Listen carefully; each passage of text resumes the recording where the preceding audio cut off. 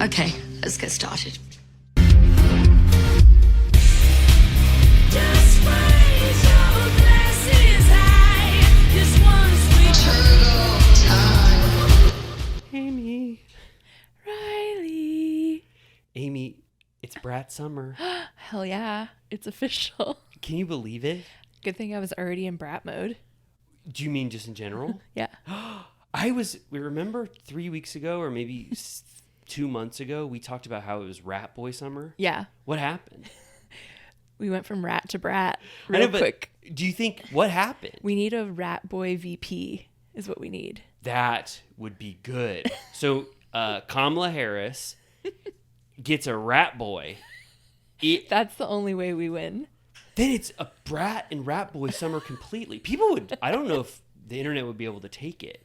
Yeah, it would implode. And then they both, I already saw someone did this in Senate or whatever, but and they did their announcement and they both were holding hollowed out coconuts with pina coladas in them. Do you think that would be too wild?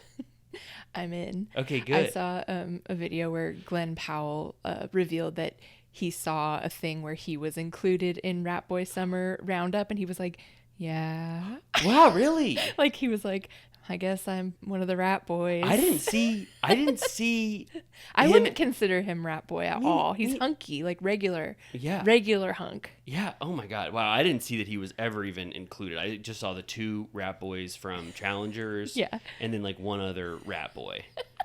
Did you see? Well, you just got back from Twisters in 40X. Yeah, I saw it again, but this time in 40X because it's the last chance because Deadpool and Wolverine are taking over all the 40X screens Right. like tomorrow. So I was like, shit, if I'm ever going to get rocked around, Yeah. I'm going to have to go today. So I made you wait to record so that I could go. Yeah, that's okay. And I know that this is mostly audio listeners, but if you could see Amy now, she looks completely like she was blown away by a bunch of tornadoes. Bloodied. Yeah, it's wild. Don't look on. Yeah, I mean, it's like, but Dude, I'm telling you, ladies, if you go, wear a sports bra. It's wild. Really? It's great. It's mostly like I've gone to 40X a handful of times, and I always forget how high octane it is to the point where I really feel like you should have a seatbelt. Like, I can imagine someone falling out. yeah. But this one's a lot of like, because they're storm chasing, it's like off-roading, Okay. like in like trucks. So you're just kind of like, "Gu-gu-gu-gu-gu-gu-gu-gu." I saw you sent me some, and I've never been to a 40X theater, so I didn't even know they went like that. The closest I've been is a massage chair. Yeah. You know, one of those. It's nuts. You just like, I personally just can never stop laughing because it's so goofy. Yeah. And They spray you, right? yeah, there's like some water and wind and smoke. They don't do smell. No smell-o-vision. But me and my friend, it was sold out, by the way. A 4:30 Wednesday show was sold out. And so were forced to buy the other day when we bought them front row seats, which I normally wouldn't do, but I was like, who cares? It's so dumb. But then we got there and the row behind us had a lot of empty seats. So we're like, let's just move back. And if the people come, we'll go back to our seats or whatever. That's so scary when you get in that situation. I know. But it looked like that's what everyone was doing because we just kept seeing people have to move their seats. And then I think what happened was there were some old people next to us.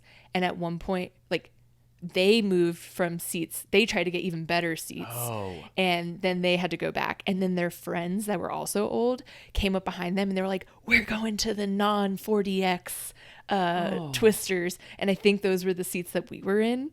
And so they just left. Oh, wow. And so we got to remain in the second row instead of the front row. That's amazing. What a huge change of mind. I know. To go into 40X thinking that you're going to be rocked around and spun around. I bet that they have a high like refund rate because I don't think people totally necessarily understand what it is. Yeah. Is there only one of those theaters in Los There's Angeles? two. Two. Downtown and North Hollywood. Wow. Regal. What is I was trying to think of what Deadpool and Wolverine were going to do. Like, is there a lot if there's action, they make it work. Okay. And then there was the trailer for that movie played before, and it had the 40X on for it. And they did some funny things with it where, like, the soundtrack, like, it had kind of goofy soundtrack, and then it would, pulse for the That's cool. music.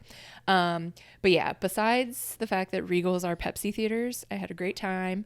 And the woman next to us, the older woman. Well, first of all, the seats that we were supposed to be in were in the smoke zone. So the whole movie, then girls ended up taking our seats because it was a free for all. Everyone was just moving seats. So people wanted those seats. I guess. Wow. And every time there was smoke, they just got completely inundated because the smoke shooter was right in front of those seats, and we just were cackling every time because they would be waving their arms like covered in smoke, and we were like, "That was supposed to be us." Wow, so you got a lot of good things happen. You got to get better seats. Hilarious. And then I already complained on Patreon. It's not a spoiler because it's so online at this point, but if you don't want to know, skip 10 seconds. They don't fucking kiss at the end. Oh, it's cruel. And why do you think they didn't want to? It's Spielberg's fault. He said it was too cliche. Oh, really? I disagree. Because it's all leading to that. And so it's an airport, like he like runs after the airport kind of a thing, which is already like cliche as fuck. And the old woman next to us that had been having a great time, she goes, it's actually a Paul Scheer cameo. He's the traffic guy at the airport, and he goes, "You got to move your car." And Glenn Powell's like, "I can't do it, man." And he like runs inside, and like when he tells him to move his car, the woman went, "They need to kiss." And I was like, I hate to tell you this, but it's not happening. Was she visibly upset when it didn't happen? She put her arms up. What does he do when he gets to her after going and flagging her down at the airport? Do they just look at each other? It appears that they're gonna like go off together. Like he takes her bag, and there's like, it's like, due to weather, there may be delays, and they like look at each other and they're like, "Let's go." So it's assumed that they're going to be in a relationship. Yes. But Spielberg said that it can't end with a kiss. Yeah, I'm like, get out of here. You're not in charge. He would have, if it was his movie, he would have ended it with a kiss. Yeah, and there was there's, again, I don't want to spoil it. It's not a spoiler, but like there's a climactic scene that takes place in a movie theater, and so like we were all. Are watching people trying to survive in a movie theater, and we're getting jostled in the movie theater. So then when the storm settles, everyone clapped because we were all like, "Woo!" Like you're safe from the movie theater that was like almost in the movie. Yeah. What are they watching in theaters when you're watching them in theaters? It's like a monster movie. Oh, like okay. a vintage Wow. monster movie. So as Twisters, after the second time, do you say it's fully good and I should watch it? I say yay, and I can't wait for you to be like, what a piece of shit that movie was. I think I gotta do the theater experience. It seems like that's so much more fun. Like if I'm just watching it alone at home, like it might not be as good. I just love Hollywood blockbusters, and it's like, it is cliche, but like in a satisfying, like I'm comforted by cliche. Like I like it. All right. Okay. That's just good. me. Yeah, no. I think I would be too. I think I gotta, I think I would like it. I like blockbusters, Summer's back. Yeah. I haven't seen many blockbusters in a while. I don't go to the movies anymore, but I'm going to watch Twisters. I feel like that sounds like a fun experience, maybe in 4DX. If you feel it, chase it. Okay. Wow. Is that a quote from that film? Yeah. Really? You can spoil it now because you've talked about it like a little, or I know a little bit about it, but what stops with the Twisters that makes it end and there be resolution? Because Twisters there's some science happening. Really? Yes. So they need to get to the bottom of why there are so many, possibly multiple. Yeah, like basically it's so in the first movie there are scientists that are trying to collect data. Yeah, I remember that. We talked about that with the balls that go up into the thing, and that helps them understand. And there's like a new echelon of that. And Daisy Edgar Jones, it starts like the opening scene is like she's in college and like has this like thesis she's trying to figure out. Oh. And then like stuff happens. But like she's trying to figure out how to tame a storm. Really? Yes. Whoa. So stop Twisters from happening? Yeah, or like nip them in the bud. Really? Yeah. A world without Twisters. Think about what wouldn't have happened if Twisters didn't exist. Yeah. Wizard of Oz would have been affected. Yeah. Because Dorothy's house wouldn't have flown. Yeah. And then other than that, though, potentially it would just avoid a lot of damage, I guess, right? Because there's nothing really good about them. No. I mean, so Daisy, is her name Daisy Edgar Jones? Yeah. She says her research is like, I think I can stop these things. Yeah. Or does she want to stop all kind of horrible weather stuff? Twisters. Just twisters. That's her expertise. Did she have an emotional moment earlier in her life that was affected by tornadoes? You'll see it. So she's committed her life to stopping these deadly things. She's called back on, the hero's journey. Yeah. The challenge is called. She wants to resist the challenge, but you cannot. Yep. Refusal of the call. Yeah. And then you have to, in the hero's journey, it's what is it again? It's the hero steps out of his house. He's offered a mission. He has to refuse it for like 20 minutes. And then they ultimately get called back into it. And you're like, oh, that sounds hard. I don't want to. Yeah. Refusal of the call. You have to have that. That's interesting. Daisy Edgar Jones. Am I selling it? Yeah. No, it sounds good. So she's the main character of it. Yeah, and then she meets Glenn Powell, which, by the way, I told you about the moment the other day when he comes out in the rain. This time we got a woo woo, and the whole crowd went hee hee hee. Really? Yeah. I sent you a moment because I've got Twister fever on TikTok. I sent you a moment of people reacting to it's guys in the theater with their wives, and they go, "What is the men say? I shouldn't have taken my wife to this," and then they look over at their wives when that Glenn Powell scene comes on, and the wives are licking their lips or blowing kisses at the screen. Yeah. Did you see some of those? It's undeniable. I was going to ask, so do you think is he the same amount of hot or hotter the second time you saw it? Maybe hotter. Wow. Because I'm like even more invested in their dynamic now. Because my Twitter has transitioned from challengers to Twisters. Okay, that's great. Do they try it all to make the Twisters at all personable? No, yeah, sentient, or like give them any endearing traits. Like this is a force of nature that sometimes we do have to reckon with. Well, she loves them. Like she's like, it's beautiful. Okay, that's what I mean. Yeah. There is some. And then he looks at her, and you're getting the vibe like he's like, you're beautiful. Oh wow. You know what I'm saying? That sounds Picking good. up what I'm putting down. Oh, yeah. Good. Well, I love the idea of it. I'm ready to go see it. Or, and even if I have to rent it, Yeah. in a few months, Yeah. I will willingly rent it. It did well. Kamala made more this weekend, but it made a lot. She made 81 million and Twisters made less than that? It made like 80. Oh, okay. Wow. All right. Well, good. Well, we got a great summer that's going on right now, right? Super Twisters. I Brat. already, by the way, pre-Kamala, I have Charlie XCX tickets for October Really? at the Forum. So I was already bratting. I was already on it. Wow. That came out when you were in Europe. What? That album. Oh, the album? Yeah. Just before. Oh, just before. Did Yeah. it affect your Europe trip? I played it. Really? For sure. Wow. Okay, good. Damn. Well, I wanted to say that we're going to do a little bit of a Jersey episode this week because the way that our schedule is, I'm going on a baby moon this weekend, and so it's going to affect our OC watching. My wife is treating me to a baby moon where I get to be sort of pampered and treated really well. Are you going to dress up like Baby New Year? What does he look like? Or they look like? He like wears like a diaper and like Baby New Year. a New Year's cap. The minute you said Baby New Year, I thought of the little baby in Roger Rabbit. The one Yeah, that's like secretly... that. With a cigar. Yeah. Do you know that baby that I'm talking about? The one who's secretly a He's like, older "Hey." man? Yeah. What was that cartoon character? I don't know. Was that from something? Because that like pulls from other IP. It was doesn't like it? little baby Huey. Okay. But I was just gonna straight up ask you if you were gonna wear a diaper, and I was like, that's weird. And then so I pivoted really quickly to Baby New Year, and it didn't make that much sense. Baby moons. I just gotta look up what Baby New Year looks like. But no, if you would have asked me if I'm gonna wear a diaper this weekend, I would have been okay with that. Oh, Baby New Year. It's just a baby with a little hat on. It's a baby who celebrates It's a New Year. classic baby. Oh, wait. I haven't seen this kind of baby. Oh. Is that what you were talking about? No, I don't know him. Whoa, there's Baby New Year from the Rudolph movies, which I didn't get. Is that this. a human in that? Are there humans in those? No, so this is deep in the Rudolph canon, the Okay. ones we don't watch. But Baby New Year was portrayed by this little claymation character. Do you see this?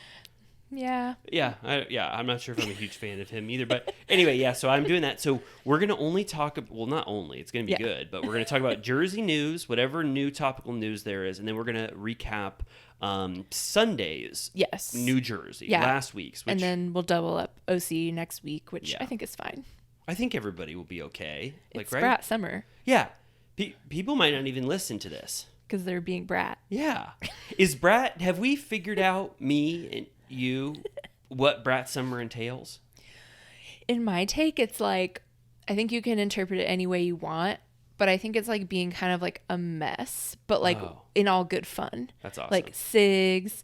Like I was thinking, like if your car has a dent, it's like whatever, it's Brat. Like Cool. who fucking cares? Like I'm a little drunk. Like not drunk driving, but Yeah. I'm a little drunk. I've got a dent in my car.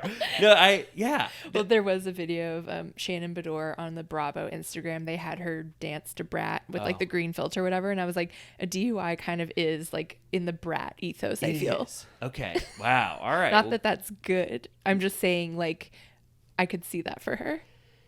that she had a Brat Summer last year. Like, I could see like a Brat music video where like a bitch like crashes a car and comes out just like smoking and is like, whatever. Maybe she's not necessarily drunk. Yeah. But like when she was walking outside of the car with her head and with Archie after crashing. Yeah. If she wasn't drunk, right? Yeah. Is that what's Brat? Well, good. Like, just like, I saw Carl, me Loverboy, they just asked him. I know, And I he saw- said, being selfish and doing whatever you want. That's sort of like, I have to say, I don't like to call stuff out, but I remember when it was Gremlin mode summer. Last summer. Yeah. Don't you remember? Isn't Gremlin mode the same as this? And you could even say Rat Boy summers like this. What's like sicko mode? Sicko mode was when that was crashing cars, drunk, and spinning around in That's circles. like bad. Sicko mode is bad. Okay. That's like I think- Joker. That's like Folie à Joker. deux. That's like when we see Folie à deux in September, that's sicko mode. That's not Brat. It's like that's too not, much. That's not Rat. But don't you remember when I swear 6 months ago when you and I were talking, it was Gremlin Spring, right? Gremlin or Goblin? Oh, Goblin. Don't you remember Goblin mode? That Yeah. didn't last very long. Yeah. Goblin.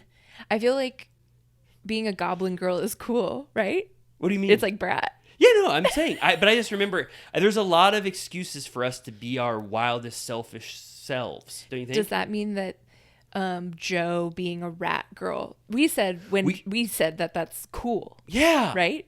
That was Rat Girl Summer. What the hell happened this year? Right? Ugh, I love those rat boys. Who? All of them. Yeah, they're the great. whole package. Did you see Well, I don't think Timothy Chalamet counts as a rat boy Oof, at all. I'm scared. What? I think he falls under rat boy. I do. I asked that one time, but I didn't want to be disparaging because it's a compliment. But Yeah. did you watch that? Did you see that? Are you scared? that I'm trailer? scared. Well, I It's assumed, his voice, right? I assumed it was going to be bad. It looks bad. I mean, it looks really bad. Yeah. Right? Why did he do that?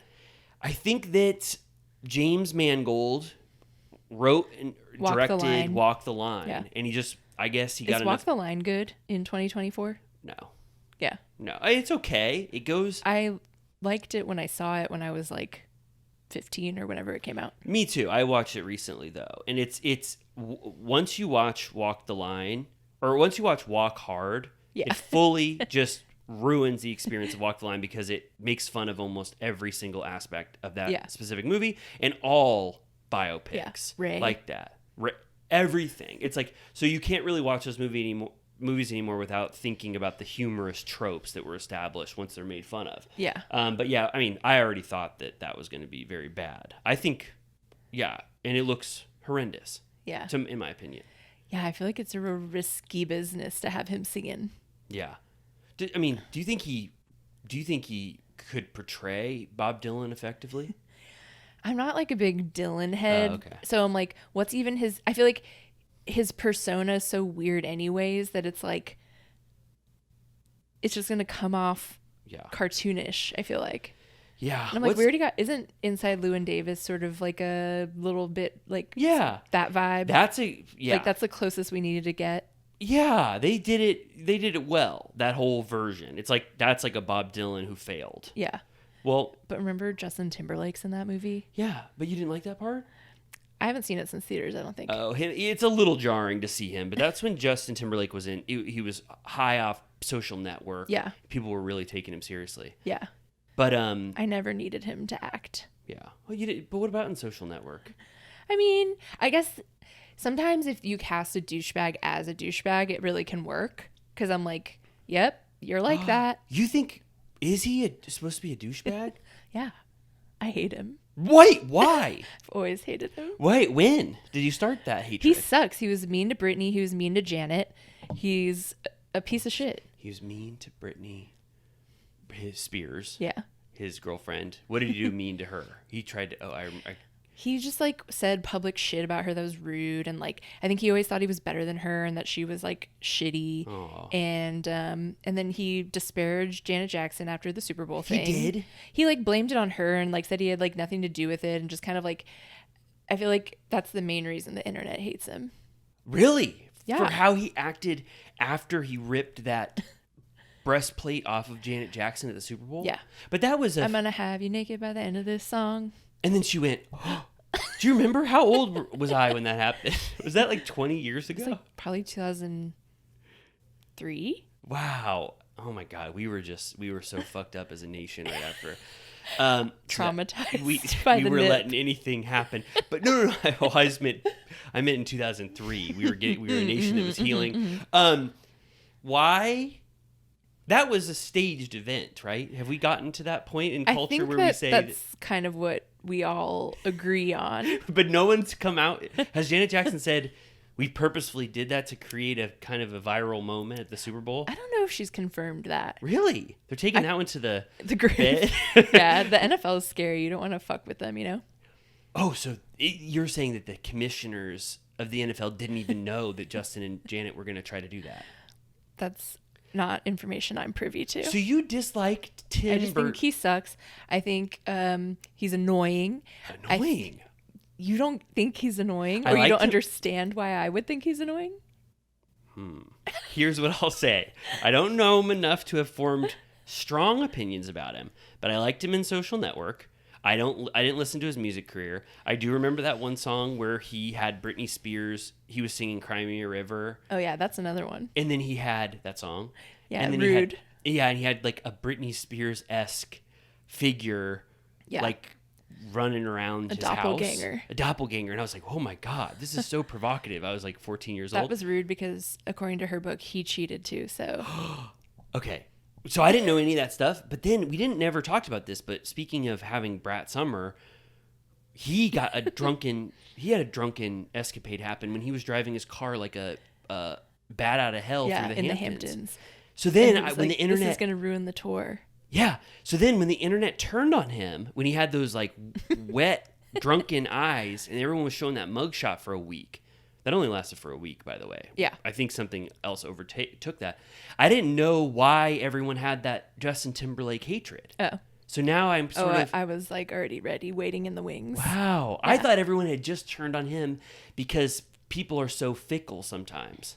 No, I think we've all hated him for a long time. Damn. Especially All right. with like the Britney stuff. Like we're all in such deep support of Britney, like hoping she's well, Yeah. that any perpetrators against her were like, absolutely the fuck not. We don't talk about Britney Spears very often No, anymore. she's just spinning for eternity in her Calabasas house. I was worried. I don't know if I was ever honest about this, but I was worried sometimes at when she was doing the dances with knives. I know. She doesn't do that anymore. I kinda haven't checked seen a out. knife in a while, but I think she's still spinning around. So we know I know she's better because she's out of that relationship, right? Yeah. Good. Her Instagram is still popping. I'll just say that. She posted a picture of a bag of Tillamook cheese the other day and was like, hell yeah. Like hell yeah! Like I'm gonna eat all this. It had a weird caption. Wow. I would say go see if it's still alive. Let me see. But You know who else likes cheese? I was gonna say. rats. Well, yeah, but I wasn't. She was trying to Brittany? lure the rat boys to her page. Yeah. How do you spell Brittany? Is it spelled how you? Regular, like the easy way. Britney Spears. No, it won't let me look at her Instagram. Brittany Spears. I think I spelled it wrong. I got to her fan page. I have Wow, it. her fans are doing the Tillamook cheese dance. The Mexican blend. Wait, this is good. I like this. I'm glad we are looking at Britney Spears. I spelled it wrong. I spelled it T-T-A-N-Y, which That's the hard way. you Too said many the letters. You said the easy way. Britney, easy, clear cut, right to the point. Spears, Tillamook, Mexican blend. I love how it's she removed background, so it's just this beautiful picture. When people say "Let's celebrate love and freedom this year," I prefer to just fuck. What'd you say that it said? Did you know it said undersold that? it. Did you know it said that? I forgot what it said. I knew it was people wacky say, though. is this Brat Summer? Absolutely. When people say "Let's celebrate love and freedom this year," I prefer to just fuck, and then it has those the emoji of giving the what's that called when you say C'est la vie. "Say la vie"? Wow, that is amazing. I had no idea who posted this. This is like another level. Like it's so well It's better done. than I remembered. When this was that was 6 days ago. Yeah. Wow, everybody if you haven't checked in on Britney Spears, you got to see that post. It's really good. Okay. Well, that was Yeah. good. Good. Well, Yeah, the internet's been wild and like I've been on Twitter a lot in the past week. Basically since, not to get dark, but since the assassination Yeah. attempt, I've been extremely online because I'm like, whoa, there's so much information every second of every day. Yeah. And the news is moving so fast that one could even forget there was that huge, like Thing. once in a lifetime Oh, yeah. event. Oh, yeah. Like I'm like, it feels like we've moved on. I think so too. I forgot it happened We're too. like, There's Brat no- Summer next. Yeah, I totally agree. Things are moving a little too fast this summer for me. I'm stuck in Rat Boy summer, Yeah. And then, yeah, it's wild as hell. I know, we're like hurtling towards fall. Oh my god. Well, all right. Well, speaking of what'd you say? Wilting towards fall. Let's wilt towards. Do you want to talk about some of that latest Bravo news that we uncovered this week? These are exclusives, by the way, right? Only here. There were a couple Jersey things. I saw something that I sent you on, I think, Twitter that I've seen. It seems like I'm not seeing it get covered widely on all of the fan pages, which some fan pages are calling out other fan pages for not covering. Really? I didn't see this. Didn't get on my pages. Yeah, I feel like if I wasn't on Twitter 24/7, I wouldn't have seen it because I haven't seen it on Instagram. But it's this old article clipping about John Fuda, whose name apparently used to be Jonathan Diatria. Wow. And it's basically about, I assume, the incident that he was talking about where he said he just got arrested for weed. But the details of the case are like kind of horrifying. It's like a home invasion. Oh no. The words like pistol whip are used. And like it looks like people were like tied up and No. beat up and robbed. And that's what he was arrested for. Whoa. So he's lessening the criminality of the action he did when he was 17 years old by just saying, I sold a little bit of weed. Right. That's... And I'm like, I mean, I haven't done the work to my due diligence to confirm this, but it's a newspaper clipping. So he changed his name? I guess. John, I think, as a fan of yours... I'm going to say all this allegedly. I saw it on Twitter, but, No, I mean, it's on one of my favorite sites, Reality Blurb. It's on All About the Real Housewives. I'm going to look into this separately, and we'll verify. But, yeah, I mean, that's not good. No. I mean, he seems like obviously pretty reformed. Yeah. And it doesn't seem like, but this is a big deal. But I you would think that would be like a Bravo vetting issue. Right. Don't you think that they wouldn't cast someone if that was in their background? Unless it was like part of the storyline of like redemption or something. Yeah. But it's weird for it to be like not dealt with. Yeah. Yeah. I mean, and man, the photo of Jonathan Diatria. That's like an old timey, that's giving like Rome that name. Yeah. So so Teresa must not have known this, because obviously that would have been the first thing that she would have talked about this season. This must be new, coming to light just now. I mean, Teresa is probably having an absolute field day. Right. Do you think that has something to do with the reunion or something, or no? I don't know. It's very possible. But then also, of all things, that kind of leads into, well, I guess first, before we move forward on Teresa's statement, Yeah. I mean, I think I guess before I became a full-blown John Fuda fan, Yeah. I do wish I was able to take into account his full history of of violent acts and if he pistol whipped people and stuff, because I really did believe that Teresa was overhyping the weed drug dealer thing, the biggest drug dealer in Paramus or whatever. Right. I believe that she was purposefully trying to make him look bad. So this kind of, I don't know, adds a little bit of credence to Teresa's warnings. Yeah. Unless, I mean, she didn't know. If she had no idea, then everything remains the same because she was just peddling whatever information she did have. But she then she posted today. Today's Wednesday for us. This whole blurb on Instagram where she said, I've been on The Real Housewives of New Jersey for the last 14 seasons, and during that time, I have seen and been a part of my fair share of drama with my castmates. What is happening off camera on social media is absolutely disgusting and is fueled by toxic people who are not affiliated with the show or the cast and are only interested in promoting themselves by spreading their hate through false narratives and lies.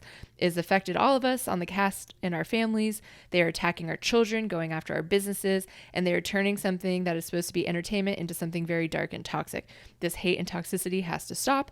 I am asking everyone to stop engaging in any negativity towards my castmates and all of our families. Enough is enough. Love, love, love. Teresa. Okay. But like when you read it, if you don't know anything about anything, you go, oh, wow, she's like going to bat for all of them. Yeah. But then when you go to all the other women's stories, they're all posting like, beware of a wolf in sheep's clothing. There's nothing funnier than a hypocrite with a big mouth and a bad memory.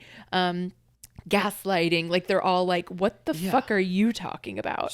Yeah. So I read that statement, and at first I was like, Teresa is talking about evil Margaret, in her opinion, and evil Melissa that are trying to take her down with all of their fans or whatever.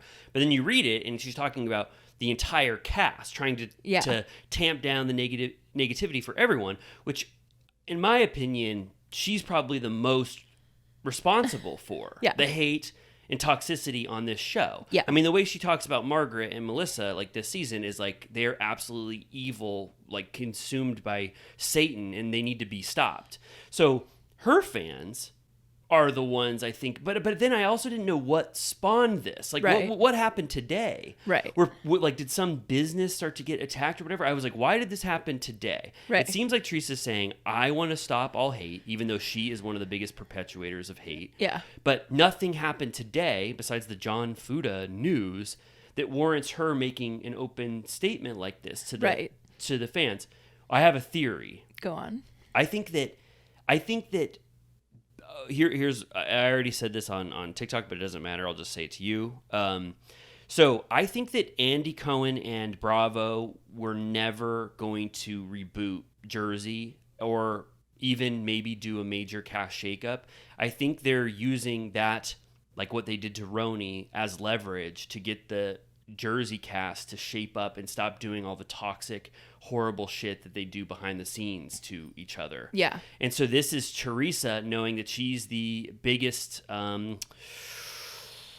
person behind a lot of the toxicity that happens to a lot of the cast members behind the scenes. She's calling for a full-blown cease and desist on all of those actions that are committed in her names, but also spreading it around so it looks like all the other cast members also engage in this, so she's not the only one that is responsible for this. So I think that Teresa wants to stay on Jersey, and this is her olive branch to say, listen, I can tamp down the hate that I am mostly responsible for and how I talk about Melissa and Margaret and the other cast members, and I'll stop leaking to the bloggers and stuff, and so please keep me on Jersey, because I know that I'm the one that you're thinking about firing the most to make this the future of Jersey, to make the future of Jersey happen. Yeah, I was definitely thinking about that, like, because we mentioned that thing that Andy said recently where he was like, it's become too much, you know? And that, to me, that was like not a nicer word for threat, but to me that was like telling Jennifer Aiden to her face that this needs to stop because it's ruining the show. And I think Jen Aiden and Teresa are the biggest leakers, and they're the ones that cultivate this blogger fandom the most to get people to stay on their side, which most of the time their side is completely indefensible. Yeah. I mean, so Teresa and Jen kind of bring with them a lot of delusional fans that are willing to try to take extreme measures to make Margaret and Melissa, who seem very normal for the most part and not filled and fueled by pure hate, to make them look bad. Like I had people today on TikTok defending Teresa and saying how evil Margaret and Melissa are. And I'm just like, Melissa's evil? I don't know. I mean, I don't think so. She doesn't seem that evil. And Margaret either. Yeah. You know what I mean? Like, I've seen what Teresa is capable of. Yeah.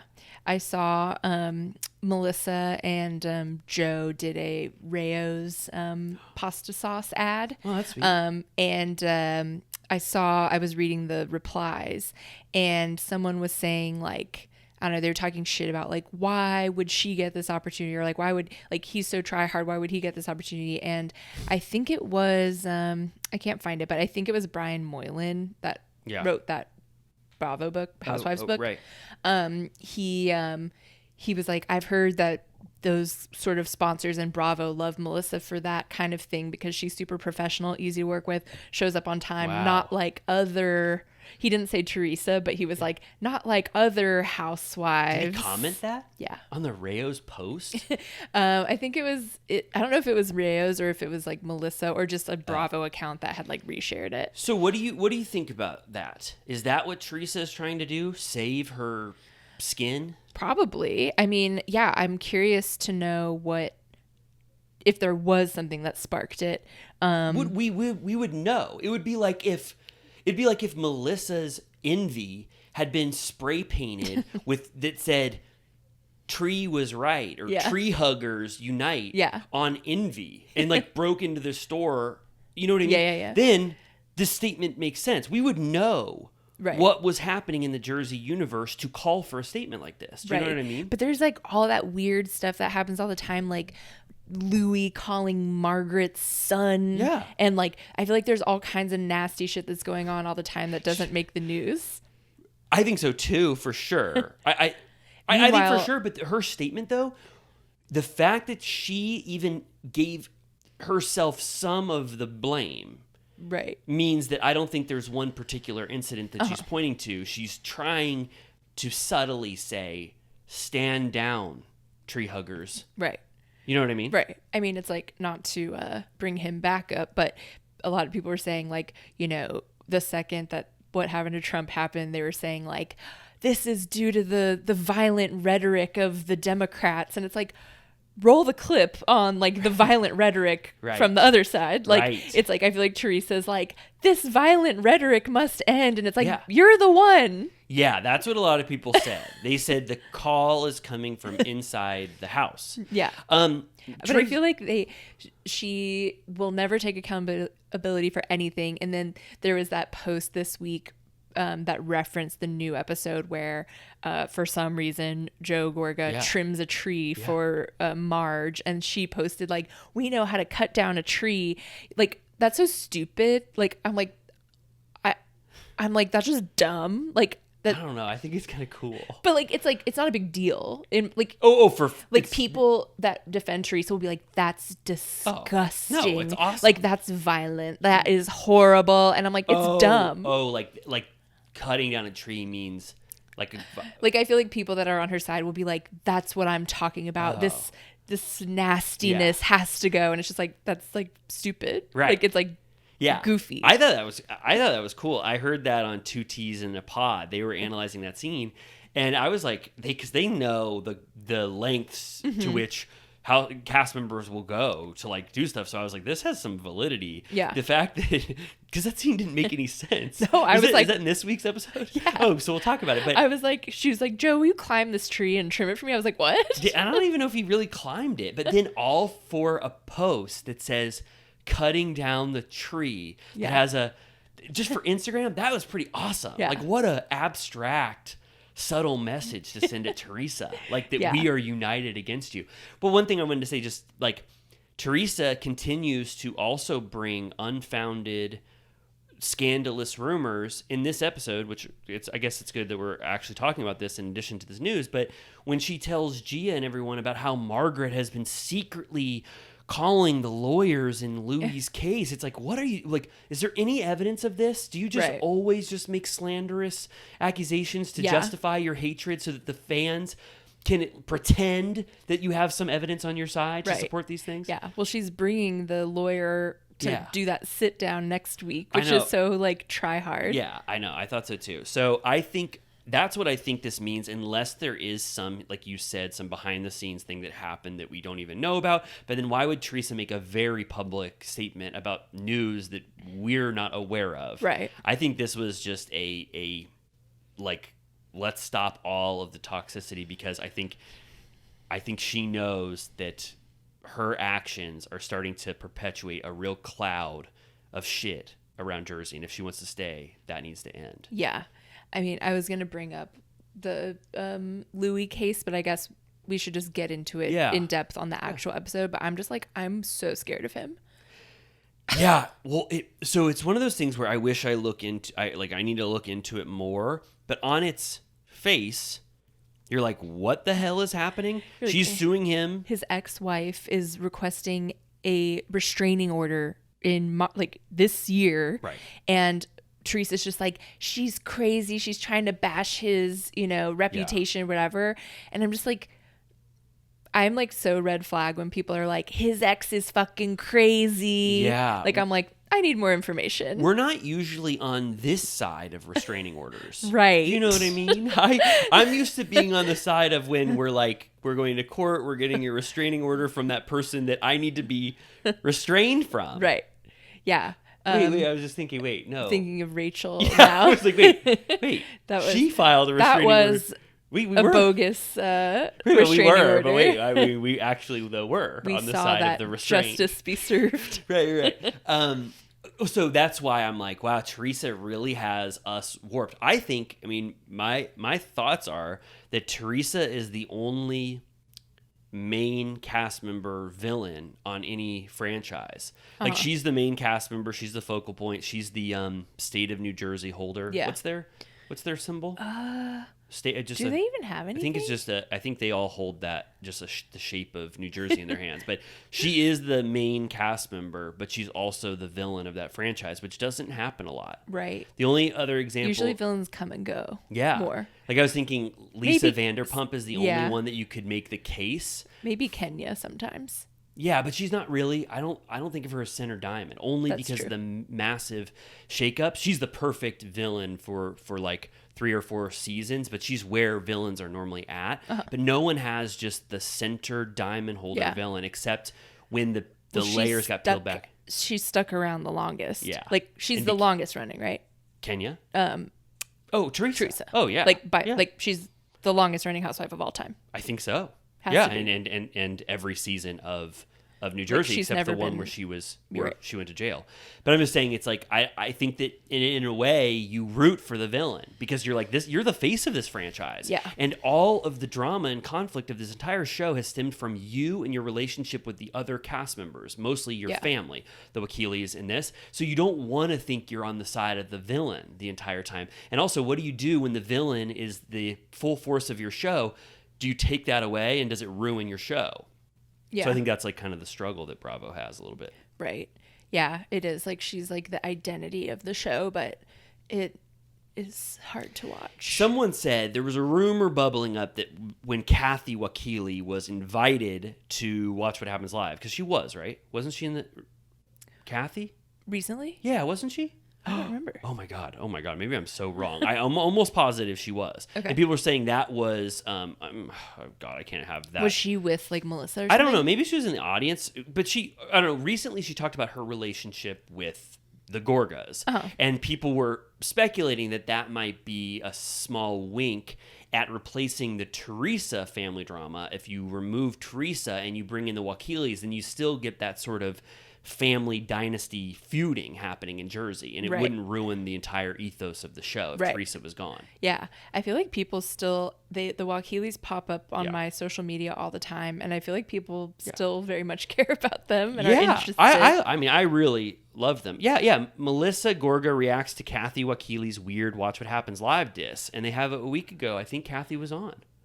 Unless Who was she with? I don't know. I'm so worried because I'm not the Watch What Happens Live head. Yeah. But Maybe she just went for fun. yeah, look. I mean, it's Let a real me clip, see. and that's current era Andy, right? What if I was so? Oh, what? She's seated? Why is she just by herself? Is this the after show or something? Does anyone know what the hell this is? I brought it into evidence, but I'm not confident at all. It looks like it's from like this month. Oh, with yeah, who are all these people? I see it's what's her name? She's like off to the side, so it looks like maybe they just brought her in for questions. Yeah. It looks like it was when Jen Aiden was on. So she said something like, it's very convenient for Melissa to say that you have a good relationship with me and Richie and everyone now on the show or something. But I think that was like when Lala talked about her drama with Brittany at the Vanderpump Rules reunion to be like, hey, I could go on the Valley too. Yeah. This might be Kathy Right. and Melissa saying, hey, look, we could fight our asses off if Yeah. you have me on Right. too. You know what I mean? Yeah. By the way, did you see Lala reposted Teresa's Yes. message of peace? She's like, this horrible, toxic fan base needs to be nipped in the bud completely. Which did you also see? David Arquette was on Yeah. Watch What Happens Live, and apparently he was in like one of Rand's flicks, Yeah, and he was in Spree. with Lala, and Andy was like, "Did you have any interactions with Lala or whatever?" And he was like, "She was kind of rude. Like she gave me attitude. Like I don't know. Like you could tell he like didn't quite want to call her out, but like couldn't help it because he was like, yeah, she gave me fucking attitude." And then Lala posted on her story or whatever text that was like, "Mr. Arquette, I never intended to be disrespectful. I felt out of place on that set and Yeah. was trying to be professional or whatever." And it's like, I mean, I'm like, he's been working for like 40 years. Like for him to say that you sucked, Yeah. like you must have been so bad. That's true. I didn't think about that. Yeah, you're right. 40 years. He was in Scream. He was in Spree. He was in, He goes way back. what else has he been in? Oh gosh. Yeah, Scream is the first thing that comes to mind. Me too. Yeah, he was in Spree. So what I was saying, or what I think about that is, I don't normally, I don't like people rude on set ever. It's one of my biggest pet peeves. I think there's no excuse for it at all. Yeah. Bad behavior on set or treating people badly. But he said that we didn't have any scenes on the set of Spree, and then when we went to the premiere, she didn't make eye contact with me, and I just felt like she was a little distant or whatever. I did think possibly, to me, for some reason, even though like I disliked a lot of what Lala did on Vanderpump Rules, I couldn't imagine her actively being rude to people on set. I just don't Like think the that. celebrity. Yeah, like especially David Arquette. Like she's not that David Arquette. It's like you say what you will about Lala, but I just don't. I can't imagine her being the kind of person that's like undermines or is rude to other cast members on set, especially when she knows that this is like an acting gig that she's getting maybe because of Randall or whatever. Like I kind of bought the insecurity thing. Like maybe he was really nice to you and you did feel self-conscious among like the cast. And I looked it up. It's like Joe Peary. There was a bunch of other people. I don't remember the cast now, but I'm like, it's possible. Oh, Misha Barton. Oh. So it's just possible that I think she did feel like a fish out of water, given her not a lot of acting experience, and then maybe he took it as, you know what I mean? Those kind of. Like, I was just like, when I saw her post in response, I was like, ugh, like I feel like she just has to like turn everything into a thing. Yeah, I mean, I get that it was like, but what would she couldn't have not responded to it? David Arquette, you can't not. David Arquette said you were rude to me on the set of Spree. I think that I think she should have said something. I also saw that Dave Bautista, they posted a photo of him and Teresa, and he was like, whew, she was, I forget the word he used. It was like relentless, I think he said. Whoa. Yeah. Wow. Did you see when Teresa got that iconic photo with Taylor Swift in the crowd? Oh my God, yeah. That was so cool. Was that Coachella? Yeah, I think so. Yeah. I have such a warm, what's it called? Warm heart? I have such soft spot in my heart for Teresa because I do think she's deep down, she's a good person, but I think that she has so much, I don't know what it is. What keeps her from not forgiving people in her life? Like, I cannot imagine to think that Joe and Melissa have done her so wrong that she can never repair that relationship. And you know what I mean? It's like, what is that about her? Like, and I don't know. It's very interesting to me. Yeah. But also then, even though I do think she's a good person, she does treat people like absolute shit and have completely different standards for how she should be treated versus how she treats others. Yeah. And she's found like the worst partner possible. And now her kids are all brainwashed and it's just a mess. It's really hard to watch Gia regurgitate her mom's bile. I wrote down that she's like Gabby is to Lindsay. As Gia is to Teresa. Just hearing Gia talk about Margaret, I'm like, I know that Gia, if you were just on your own and you met Margaret in life, you would think she's one of the coolest people of all time. Like, she's just, I feel like I have a good sense of Margaret. Mm-hmm. You know what I mean? As a person, just from watching. I mean, and I just think that Gia only is holding this grudge because of the weird, toxic, scandalous rumors that Teresa is whispering in her ears every single day of her life. Yeah, I know. I'm like, it's like, it's upsetting to watch. And I'm like, is the curse ever going to be broken? Like, it feels like there's like this cast upon the curse. Like, it's like this, like they need to wake up. Yeah. The curse was almost lifted when she got out of, is she in prison or jail? Prison, if it's over a year, right? It was almost lifted. She really seemed like she had turned a new leaf and was like looking at life in a new way.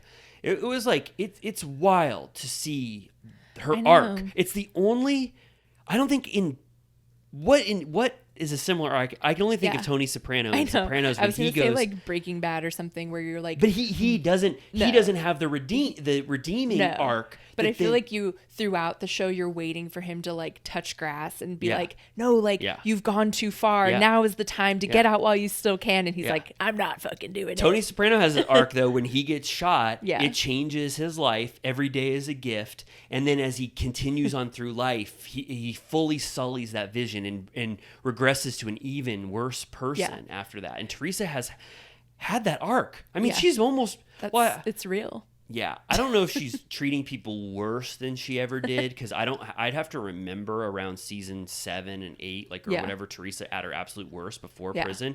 But she's definitely backslid in terms of her moral character since. Well, I feel prison. like now she's even more high and mighty than before because she has more money than before. She has a new husband. She's like, I feel like when she was with Joe, she was kind of getting dragged down, like trying to make that relationship work. And now she's like free of that. And so she thinks she can like do whatever the fuck she wants. Totally. You know? We should interview Louis. Oh my God. I just think there's no definitive, so red. There's no definitive interview of him.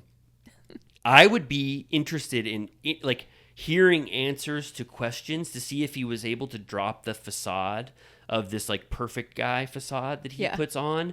He'd be really interesting. I bet he'd manipulate you in a second. You'd be like, he's the best guy I've ever met. I'd be like, Teresa's right. I'm a tree hugger now, and I absolutely love Louis. He would give you like a jade bead bracelet and invite you to his man group.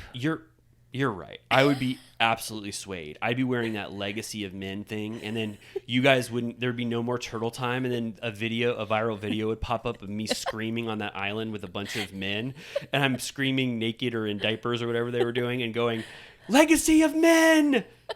That was so like one of the funniest, craziest things I've ever seen. It was awesome. But you know what? That shouldn't have been leaked. We shouldn't have seen that. Who knows what happens at those men's retreats? Could you imagine if every men's retreat that you were being filmed and they were going to release that for everybody to watch? That was his wife who released that, right? His ex-wife?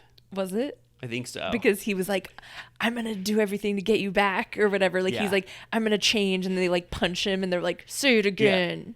Yeah. I want to watch that men's therapy, men's therapy, screaming, island. I love therapy. discovering new fucked up echelons. Like, I feel like usually you don't see stuff like that except for like true crime documentaries. I know, but that's what I'm saying. Everything out of context looks bad.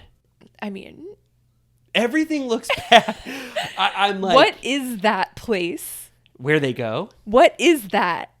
That island? There's no way it's good.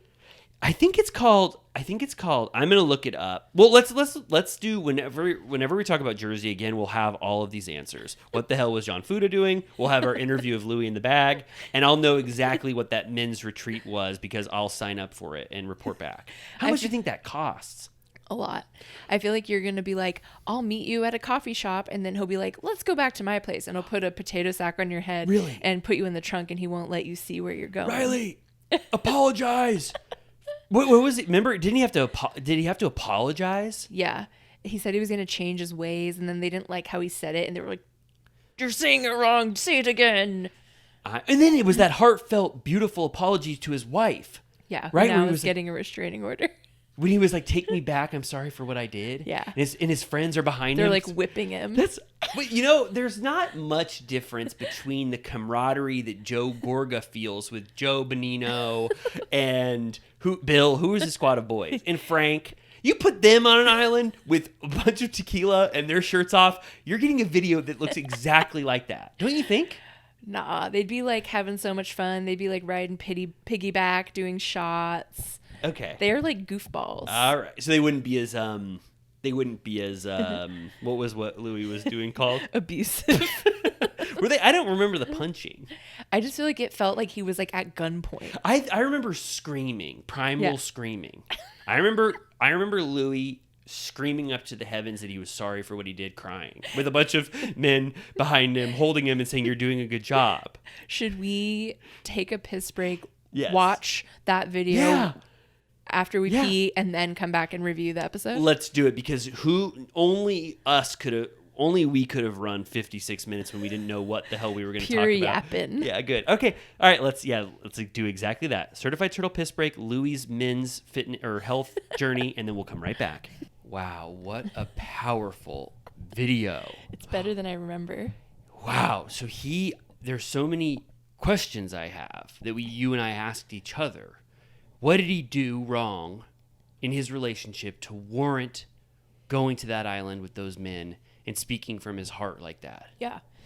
It's giving like the camp that Paris Hilton's parents, Kathy and Rick, sent her to when she got kidnapped in the middle of the night. You think it's like that? I think that she was like, I'm sending you to that men's camp. Oh my God. And he went kicking and screaming. Oh my God. I just wanted to know, it seemed like, I was like, did he cheat?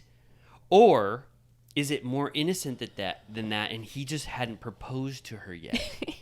Polly's next. That's the place you get sent when you won't propose. What? Polly hasn't proposed. Oh, who's Polly again? Dolores' boyfriend. Oh! I was thinking Polly. Oh yeah, of course. Along came Polly. Oh right.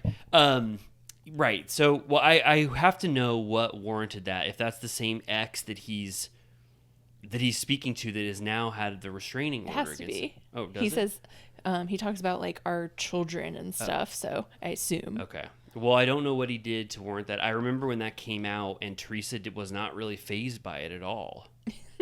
Right?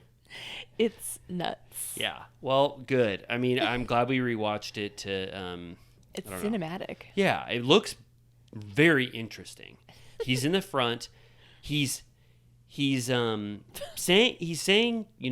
I need to be better. I love you so much. And then the one guy that you don't even see off screen says, you got to stop speaking from your head, speak from your heart. And then that really gives him some more motivation to say all the things he wants to say. But it's like drill sergeant vibes. Yeah. Like, don't speak from your fucking head. Speak from your heart. Yeah. And he's like, I'm sorry. I would love to get married if that's what you would like to do. Do you think it's that odd? Yes. You think it's odd? It's odd because what's odd about it? He's with a bunch of guys in a beach environment. What is this program? Where you go get yelled at on the beach with other men shirtless. I think it's where men speak from their heart. I do want to know, and I took a lot of what he was saying. What that guy Frank Who needs was yelling. traditional therapy when you can do that? Just did you see at all? Did it affect you when Frank started saying, "Speak from your heart and not your brain"? She's tired of hearing that old stuff from Frank? your rusty brain. No, when that guy, that guy who was screaming at him from behind, the coach. Yeah. Did it make you think anything? I don't know, deeper or differently when Louis responded to that info? I was like, I wanted to turn the camera around and be like, who is this freak? Yeah, I wish that they would have introduced themselves all at the end. Yeah. You know what I mean? It was kind of giving like the master, actually. Totally. That's why I think I'm not so shocked by it. What's his name in that movie? The Philip Seymour Hoffman. It was his He's birthday this week. Lancaster Dodd. Yeah. Lancaster Dodd. Yeah.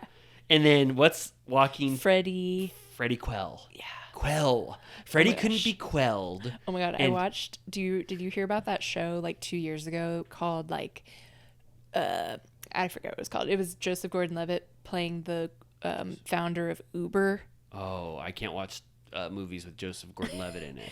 Well, it was bad, but he is hanging out with this girl and she goes, "You're a regular Freddie fucking Quell from Really? The Master." And I was like, I've seen that movie like 3 times and I still don't know. Like, I wouldn't pick up on that. Who? What was he doing that caused him to be called Freddie Quell? Yeah, that's a good question. I should roll the clip back. Wow. But I was like, huh? But did you know instantly who she was talking about?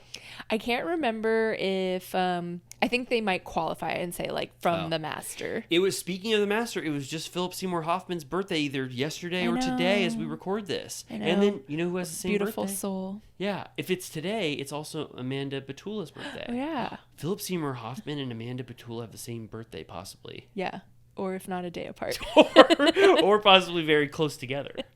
Does that make them Leos? What summer is it? Or what I think sign it's is Leo it? season It today. is. Wow. Starting today? Maybe. Whoa, so that's I saw why. RuPaul post about it. Really? Yeah. Wow. Okay, good. The Leos. I'm so happy for them. Brat Fiery Summer. Leos. I love that. Well, good. Well, do you want to talk about this damn episode of Jersey that happened? Sleepover with One Eye Open. Yeah. Of all the Jersey episodes to give a lot of attention to, I don't know if this warrants the full turtle time treatment. Yeah. But I think that there are issues within this episode that sort of are of a larger piece of the entire season. So we'll be able to get to that stuff. I agree. Good. Yeah, it opened up with Jen Aiden and her brothers, which I was like, good. Like, I am interested in that backstory. Like, I feel like that's one of the more compelling things about her life is like her brother that like went back to Turkey to like find a bride, and then Yeah. they moved back, and then she has a gay brother that like she supports, Steven. but like her family is kind of question mark about if they support, and I'm like, that's interesting. Yeah, it's my fault. I didn't remember Mike and Melda too well. Did you remember that stuff? I did kind of, because they filmed in Turkey, right? Yeah, I remember that. Yeah. Yeah, I like that. I like that too. Jen Aiden, I don't know what's going on with her, but I found her family to be really compelling. One Yeah. of the most compelling, her relationship with her daughters, Yeah. Bill running around the house. Her daughters are very funny to Mike me. and Melda. So it's almost like she's having to fight with one hand tied behind her back by only making what we see of Jen Aiden being her be absolutely loyal and ride or die to Teresa. She Right. does have a lot more to work with, but her on the show with the conflict she brings that's not about her family, I detest. Yeah. Did you like she mentioned her nephew John Bryan? No, I didn't pick up on that. And I was like the award-winning musician and composer. John Bryant Jon. Speaking of someone being tangentially related to Paul Thomas Philip Anderson Seymour and Hoffman. Philip Seymour Hoffman, right? Yeah, I just wrote down quote John Bryan, but Bryan spelled regular, but I thought it was funny. What did she say about John Bryan? I forget why they were talking about her nephew, but I guess her brother and his wife are moving to Florida. They're building Yeah. a jewelry store in Florida. So without me remembering Mike and Melda, I didn't really understand why we're getting Mike and Melda catch up, but it was good for you. personally to see it. But then I felt like it didn't make sense as they transitioned to what Mike asked her when he said, "How are things going with Danielle?" Right. And I was like, okay, so we got a little bit of a check-in for a couple that I don't remember. Yeah. But I'm glad they're going to Florida. It was like, it's like she has no allies, so Yeah. she had to talk to them. Right, And then she she couldn't have called Danielle, she was talking shit in Turkish to Melda or whatever. And the translation was that she called her dirt. and trash. And she said she keeps trying to lessen what she did. She said, Danielle came up in my face like very hostile and screaming or whatever, so I just pushed her. But Jen Aiden's push, I just rewatched it. It was a shove near an open, a pool. Like, Yeah. it could have been very bad. It was a provocative shove. For sure. So I think Jen is kind of, obviously downplaying what she did in this. And then she switches to, now she's talking about how Teresa, she doesn't feel that Teresa has her back as much as she has Teresa's back. And it's something that she's wrestling with now. Probably a good thing to realize. Do you think, well, I felt like that is a new thing, a new fake thing for Jen to latch onto in a series of fake things. Because first of all, you could almost make the case that everything Jen Aiden has done this season has been fake. First of all, she started this season liking Danielle enough. They were at a fine place. She had no beef with Danielle. Danielle had no issue with Jen. And then Jen is the one who brought every hairdresser in New Jersey to talk shit about Danielle from this one inconsequential VIP event that she said Danielle treated them badly at, which no one in the world cares. Yeah. And then that started their feud. So Jen fully started a feud with Danielle by bringing up a bunch of shit that she actually didn't care about. She just wanted to bring conflict to the forefront. Fake conflict. Yeah. And then now she's mad that Teresa won't have her back because Teresa needs allies more than anyone in the world. And she likes Danielle enough to want to keep her relationship with Danielle. And she's not going with Jen Aiden, her ride or die, to back up this fake conflict. And then now she's like, oh, I got a new thing. I can fake like I'm having this struggle about Teresa being ride or die for me. Yeah. You know what I mean? Yeah. So it's like she's just kind of grasping at whatever will work. And it really, to me, it's so clear that this is all fake and nothing is actually stemming from Jen Aiden's real life. Mm-hmm.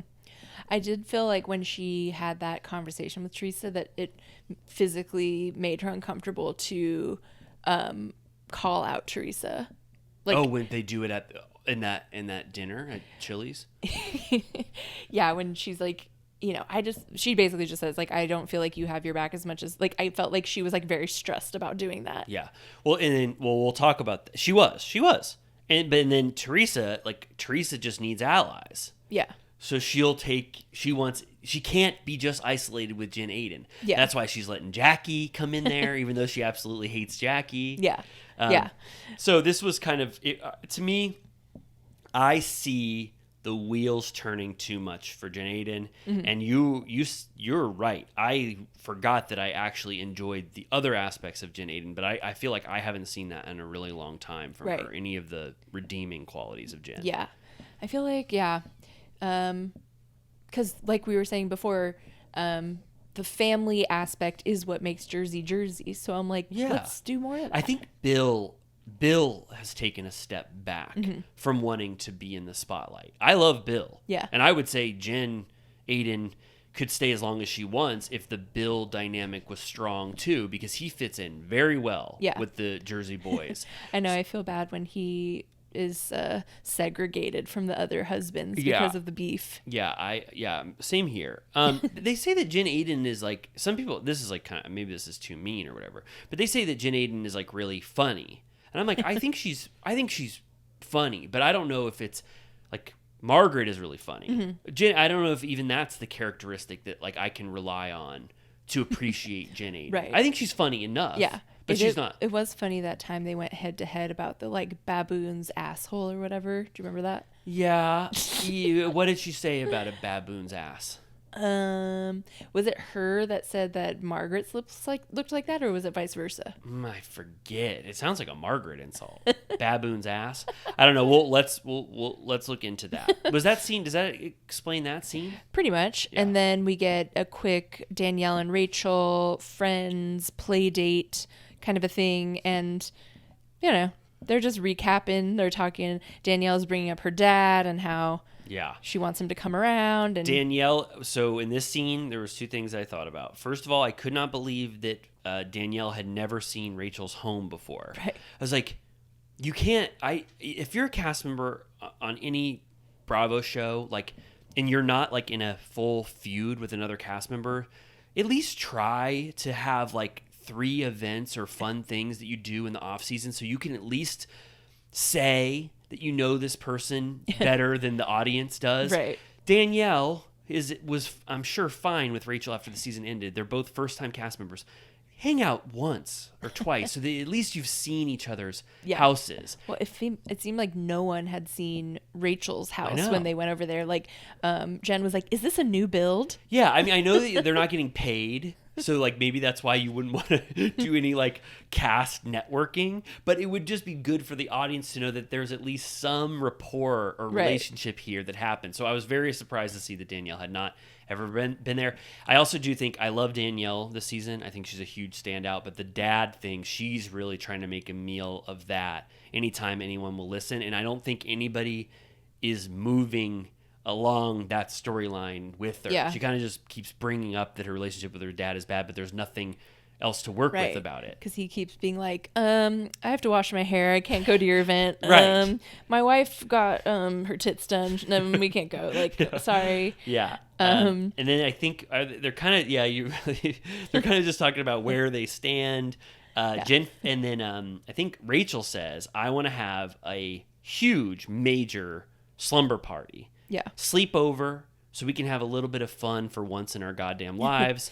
And then she's like, "Will you invite Jen Fessler, even though you guys had that sort of little bit of acrimony?" And she's like, "Yes, I will."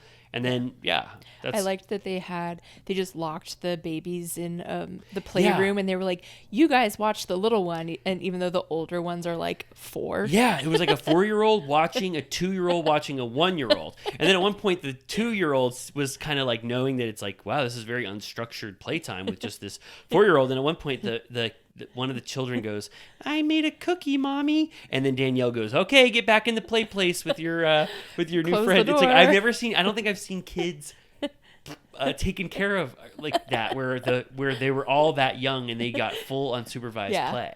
I mean, I guess if you know everything that's in that room, For sure. you're like, whatever. Yeah, it looked fun as hell. Then we get Teresa and Gia. Gia is studying for the LSATs, and she's just saying that she's proud of her. She doesn't care what she does, whether or not she wants to be a lawyer, whatever. Her dad didn't even graduate, as in Joe Giudice. He didn't graduate high school. He got his GED. Teresa only did 2 years of college, so this is a big deal. Yeah. You know what also is very in line with Sopranos is that Meadow became a lawyer, she says, because of how the criminal justice system treated her dad, Tony Soprano, when she saw an FBI raid his house and take him without a warrant or whatever, she said. And that was her justification to become a lawyer. Whoa. Same for Gia. Art imitates life. Whoa. Remember, is it the pilot where there's like all the guns are in the columns, like the Roman columns? Yeah. Yep. That's in the pilot. I think that ultimately was not very characteristic of what Not Carmela. canon. It's very much not canon. There's a lot of stuff in the pilot that I don't think is very good. And Carmela getting like an AK-47 out of the column, that she would never do anything like that. She'd the be, rest like, of the season. horrified. Yeah, it's like that was a kind of a badly written stereotype, I think. Remember when Tony, she hates him and he has to live in the back house and he's eating salsa with a spoon? Oh, I love it. Oh my God. And when he gets that beautiful movie theater in his house, you remember that? Yeah. Oh, that's so amazing. Okay, and then this is when sort of the after the celebratory lawyer stuff, we learn about Louis' case. Gia says, "What about all this shit going on with Louis' case?" Yeah. And we didn't know this. I don't think up till this season, we didn't know that there was an underlying Louis case. It wasn't really talked about. It's like we find out that Teresa has been going through hell this season because of the emotional toll it's taken on Louis. And Teresa is really affected by Yeah. it. And that's a through line throughout this episode. Yeah, she tells Gia, she's like, there are people in life that try and steal your peace. And Gia's like, yeah, you're going through so much right now. His ex-wife is like obsessed with him. And apparently they've been in court for 3 years. And she's hit him with a restraining order recently. And she says, the ex-wife says that he's been harassing her. Right. Which I'm like, okay, we already know that he was calling Margaret's child at school or work or whatever. So I'm like, yeah, if he's in a lawsuit with his ex-wife, I absolutely believe that he was up to no good. What is the point of like calling private investigators and like tailing people and like finding out secrets from their It's past? harassment. I know, but like what, like why did when did New Jersey, like I feel like it's on other Housewives franchises, but it's not like this.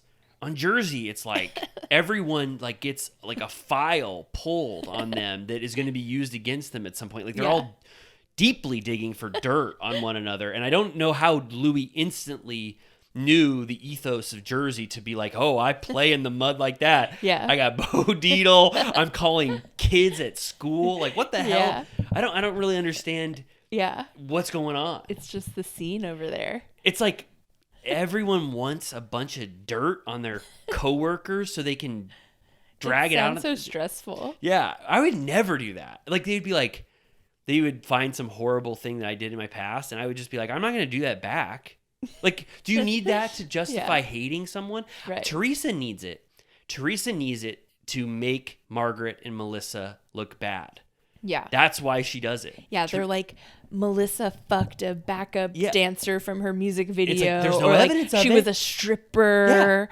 Like, it's like, okay. Yeah, no, seriously, that's what it is. It's like, Teresa's like, you think I look bad? Wait till you see this fake shit that I'm going to pull about you. And then this is what we already said this. This is what she does to Margaret. Yeah. All of a sudden it turns into a hateful accusation against Margaret, and Teresa has to lay down for the audience why she hates Margaret again, as if I didn't know how much Teresa hates Margaret. Like, she hates Margaret more than anyone I think I've ever seen her hate, even more than Melissa. Yeah. And she says, with no evidence and no solid accusation, and to my mind, she says, Margaret has secretly been calling the Louis' ex and helping the case against Louis. Which, honestly, maybe she did, because she's like, Louis been harassing my family. I know you're suing him. Can we talk about what weird fucked up shit he does? Because he did similar tactics to me, so we should know what kind of harassment techniques he employs. Yeah, I wouldn't be surprised. Wow. Yeah, I didn't even think about that. I honestly, whatever Teresa says about Margaret, I know there is nothing that Margaret has ever done in her life that I will be like, wow, Teresa just got the best piece of evidence. I hate Margaret. There's I just do not think of her like wears, cheating on her ex on her sleeve. Like, that's like her main storyline of her past. Yeah. Like, she's like, okay. Yeah, and then this is when Gia is so, she is on her mom's side. She's obviously right, which I understand. I can't even imagine the conversations that Teresa has about all the other cast members with Gia as a witness.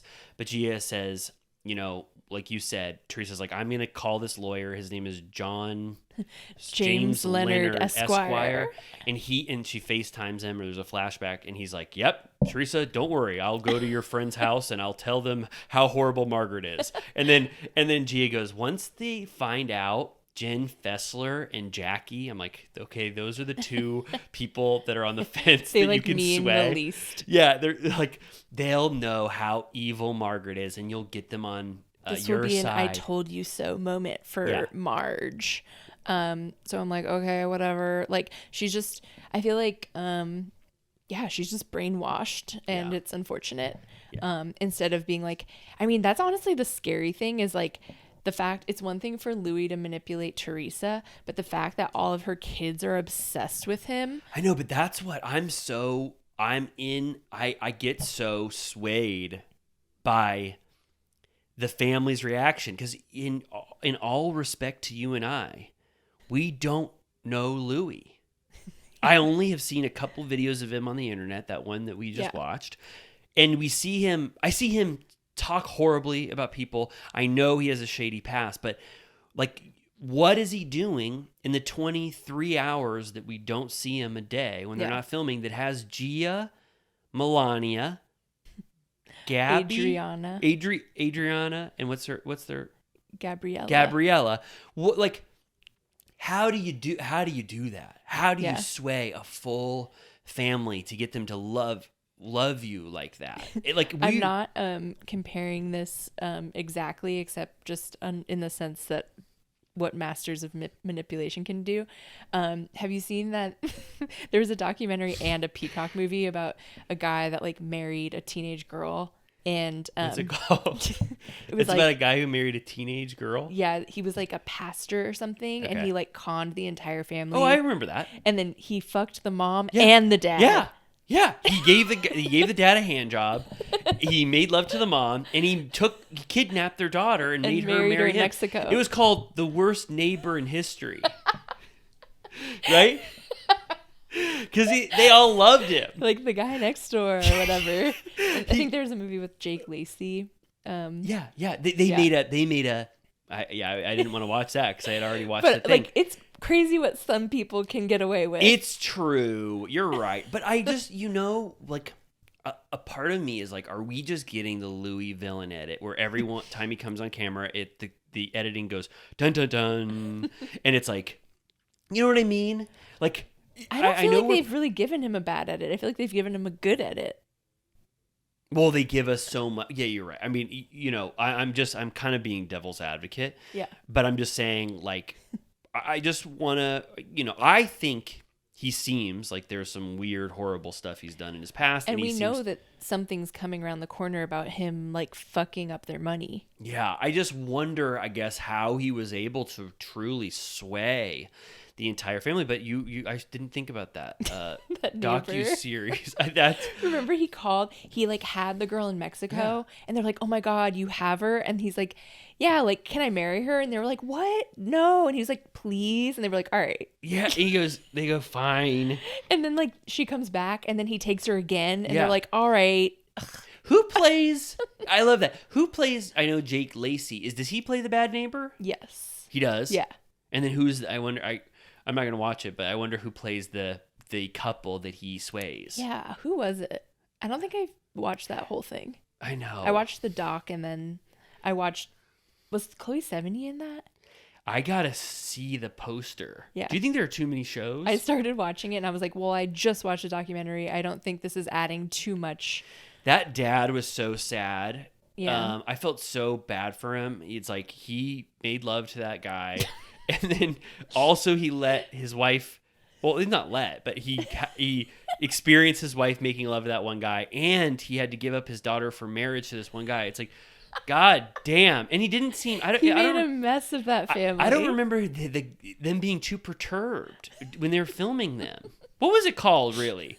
The worst, my horrible neighbor. It was like American Neighbor. My horrible neighbor, Jake Lacey. Is that guy's name? Do you like Jake Lacey? I think the jury's still out for me. He's due to do one more interesting thing. Yeah. Yep. A Friend of the Family is what the show was called. Okay. What's the doc? Friend of the Family. A Friend of the Family. Leo Tipton, McKenna Grace, Colin Hanks. Oh. I like Colin Hanks. Anna Paquin? Yeah, that's who it was. Oh. Anna Paquin had to be in this show?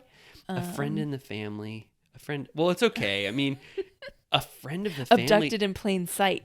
Yeah, they're none of them get to the root of what really happened. Right.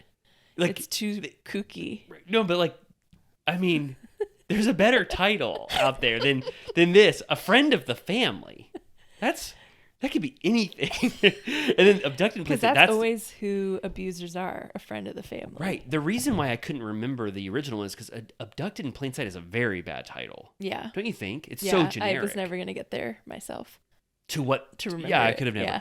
So you're right, though. When I think about what that guy did, it makes you think about what. Can't wait for Bo Dietl to come for us. I know. They're like, they equated Louis with the abducted in plain sight guy. Well, we're only saying him as a reference in terms of how people can be so blindsided by somebody's character. Yeah. If Bo Dietl, I say this all the time.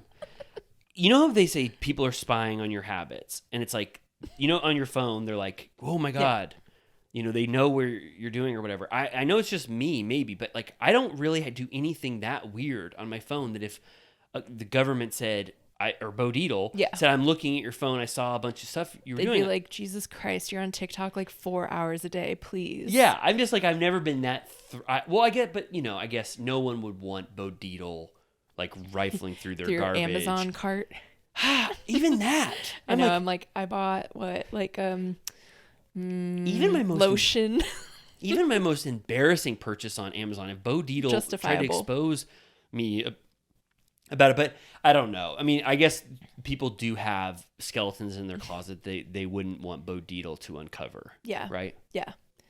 Yeah, I wonder what our smear campaign would look like. Yeah. Okay. Well, I don't do any digging. Yeah, I don't think. Yeah, they shouldn't. Whoa, my mic just fell. Well, let's. Okay, yeah, good. Well, I'm like, is this thing on? It's like. I know. I noticed something kind of. I hear weird a little click. Yeah. Well, so you're. I mean, I know you're right, and I know that. I think everyone sees, for the most part, that the future is that Louis and Teresa's marriage will unfortunately have some detriment that happens based off Louis's kind of shady past and shady dealings. I'm just very surprised that there's no inkling on the opposite side that Louis has those characteristics. You know what I mean? Right. Like, there's not even a scene where Melania says, man, I wish Louis wouldn't have worn my grandpa's pajamas. That was really weird. Yeah. They like love it. Yeah. He said, remember when at the reunion, he said that was really normal and fun. Do you remember that? He's a freak. Okay, here's the tree cutter scene. Mm-hmm. It's Margaret and Melissa and both of their Joes. And yeah, Margaret's like, I know that Joe used to be a landscaper and I could use help with this dead tree or whatever, which I had just seen Mind Hunter. No, wait. Oh, what's it called? What's the movie I saw? Wait, let me guess. Wait, what movie did you just see? You saw Twisters, and then you saw Long Legs. No, the Michael Mann one. Oh, my Manhunter. Manhunter, not Mind Hunter. Yeah. Oh, what about it? And I was thinking about he stalks people from the woods. Yeah. And I was like, maybe she was cutting down that tree because she had just watched that and was like, he's not going to stand in my tree. When the Red Dragon. Yeah. He stands up in the tree to watch. I know you said, but did you like that film? I did. Okay, it was fun. Okay, good. Very 80s. What? In what way? Because how it looked and how it sounded and the cast in it? All of it. I think you're right. She might have thought Red Dragon from Manhunter was possibly peeking in her house, I think. And so this is the scene where people make the argument that this could have been just for that famous Instagram that Margaret did, saying cutting down the horrible trees in my yard, and meant that as in reference to Teresa. Yeah. But it was a dead tree. The Two Peas in the Pod podcast, they said that the tree wasn't dead, but I looked at it again. I watched it twice. It looked like shit, that tree. It really was dead. Yeah. So, but it does not make sense. Were you amazed that he shimmied up? It had so much artifice at first, because I was like, in what world can you actually call Joe Gorga to cut down a tree? And then he had the harness. It seemed. The chainsaw? Yeah. I was like, damn, he's really going to do it. There was one moment before, though, when Margaret says, my Joe can't do it. He's like a 40-year-old Super Mario figure. And then Melissa says, she goes, Joe, she goes, you're not going to help because your little Pisha Dell hurts. Did you remember that part? And it was very. I she's talking also to- wrote down Pisha Deal. She was talking to him like a baby. First of all, Pisha Dale is also referenced in Sopranos. She goes, "Because your little Pisha Dale hurts." And I was like, "In what?" I've never heard Melissa talk to Joe like that, especially about his penis not working. And that's the second little Pisha Dale comment she's made this season because she called The Gorgas. statue of David, they were talking about Pisha Deal. Yeah, and Melissa talked to. She goes something about Joe when he was having a party earlier in the season. She goes, "Is your little Pisha Dale gonna need a break or something?" And he goes, "It's not little." Your little gabagool. So she's Pisha on a full Deal. little Pisha Deal thing, and then Margaret goes, she has to correct the record. She goes, "It's not his Pisha Deal, it's his prostate, which affects his Pisha Deal." Anyway, Yeah. She has to clarify a lot of prostate stuff throughout. yeah. But yeah, while the boys are cutting the tree or whatever, fucking around, they're talking about like Jackie and the cancer conversation, which I mean, God, it's like stressful. But they're saying that Margaret commented on Jackie's daughter's bat mitzvah post or whatever. Which is good. High road. It's like fine, whatever. I like that. I Yeah. think that's very good, though. That Yeah. Margaret doesn't let her feud with Jackie affect her relationship with her daughter and everything else. Yeah. And then Joe pulls a ketchup prank where he pretends he cut his arm off or whatever. Yes, Heinz ketchup. He gets a big bottle of it. Joe Benino starts spraying it on his arm, and then they run in. But the ruse is instantly what's that? When a ruse flounders? Because Margaret instantly knows she saw the ketchup. Yeah, she's like, get that shit away from my white couch, bitch. The first time I watched it, I didn't see him spritzing or You spraying watched this ketchup. episode twice? Yeah. That's kind of brutal. I know. Yeah, you're right. I had to take notes the second time, but I didn't see it. But I knew, even without seeing ketchup that he was slathering, I knew that had all the hallmarks of a classic Joe Gorga prank. Totally. Okay, then we go to Dolores and Jen Fessler.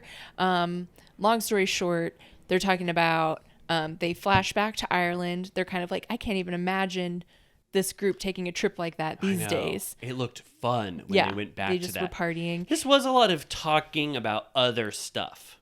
Yeah. This whole episode. Yes. Yeah. But this is where Dolores reveals that Teresa is a mess. Yes. Which, like, we haven't heard that yet. Yes, and then they bring the flashbacks into the universe, and they're like, "Wait, everyone has been talking about this. What I was talking about. Yeah. Teresa is like emotionally affected by Louis' trial, and Dolores is letting it out, letting everyone know how bad. And that's why she defended when Jen Aiden was coming from Teresa last week's episode, because Teresa didn't have her back. Dolores was like so on Teresa's side. She like pushed Jen away, saying, "Don't talk to her like that right now." And I didn't know why Dolores did that. Right. Yeah. She's like, she weighs about 3 pounds. She told me at that event, if I pass out, call 911. Yeah, so she's always on the verge of passing It's out. like, Jesus Christ. I have 2 questions I want to ask you about Fessler before we move forward. Is Fessler... I feel personally, it's not a huge slight against her. It might be some emotional stuff that's going on, but I feel like Fessler is a lot less fun this season. Mm-hmm. She was really, I bought in on Fessler last season. I was like, this is a shooting star. Yeah. Catcher, film everything. Like, I was just like, she stood out so much as a friend of. And this season, I think because she is trying to be a cast member more, she thinks she has to do what they all do, which is create fake conflict all the time. Mm-hmm. But she was so much better when she was just the outlier, popping up, saying, eating cake and just being silly and fun. Like, she was like comic relief. And Right. she's exhibited none of that behavior this season. Yeah. Because she still kind of just plays middle of the road.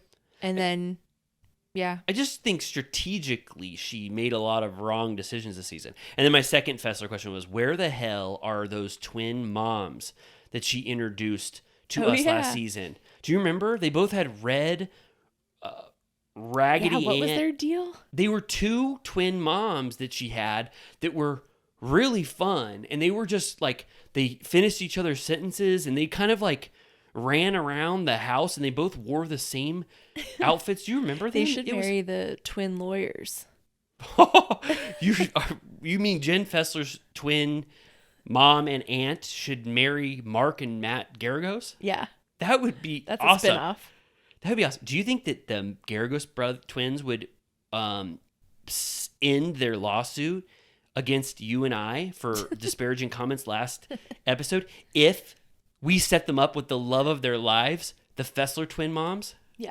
The Fessler twin moms. All right, that's good. So those are my Fessler comments. You agree with me that she's not, and is saying someone's not fun. I don't mean it like they're being a bummer. I just mean that the behavior and fun antics that She's I like love. almost like she's too respectable. I think so too. Yeah. I think it's her trying to fit in with this cast. She thinks that she needs to give what they give when really that outlier fun behavior is what I think the audience really responded to. Right. Yeah. Okay. But yeah, Dolores is just like, says Teresa's a shell of who she was. This case is killing her. That's strong language. Yeah. Teresa's a shell of herself. Yeah. And she said that Teresa was trying to give her deets on the case and that Dolores was like, Yeah. I don't want to fucking know, which I think is smart. I like that too, because Dolores was like, because if it ended up in the press, I don't want Teresa to blame me. And Jen Fessler was like, yeah, I don't want to know nothing about nothing. It's like, damn, it's like, whoa, God, they're all like scared. Yeah. Like they're constantly being tested of like who leaked what. Yeah. And then Dolores says Teresa alone can handle anything, but she says that Louis gets worked up, and that emotional energy that he expends from his worry affects Teresa. Yeah. I mean, I feel like from what I've heard, I've never been in a lawsuit, thank God, knock on wood. Our days are numbered. Oh boy.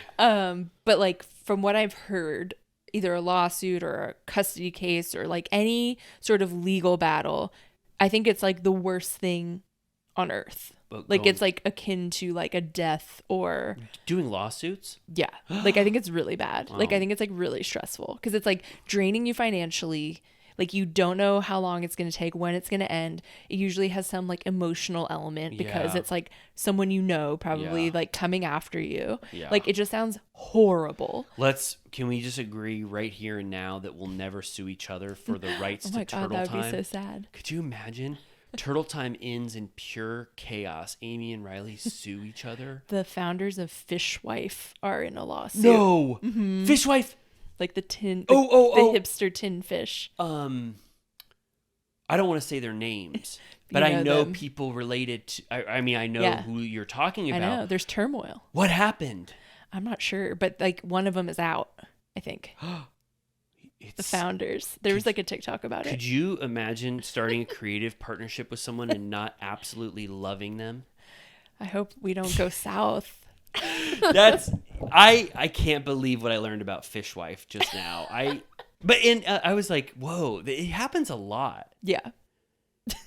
It happens. Well, that'll never happen to us. Never. Ever. And no one ever sue us outside of Amy and I. No. You know what I mean? Please. Okay, and then we get into a little bit of I don't have a lot of energy for the Jen Rachel No. thing because it dies Skip. on the vibe. Skip. Okay. She texts her like, actually, I will go to the slumber party. Like, whatever. Who cares? Yeah.